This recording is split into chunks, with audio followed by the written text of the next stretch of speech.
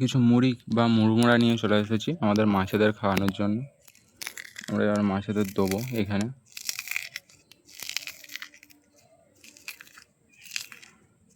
পদ্ম গাছ করার কারণে কিছু মাছ রাখতে হয়েছে যাতে মশার লার্ভা, ডিম ফিম কিছু খেয়ে নেয়, যাতে মশা কম হয়, তার কারণে আমরা দিয়ে দিয়েছি।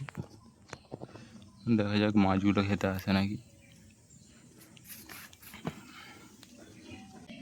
ওই যে তো একজন এসেছিলো খেতে, ধীরে ধীরে আসছে ওরা।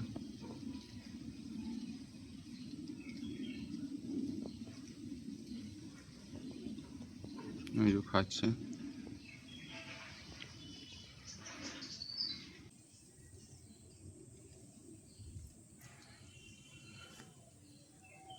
পদ্ম ফুল হয় না, অনেকগুলি পাতা হয়েছে জাস্ট এখন আপাতত।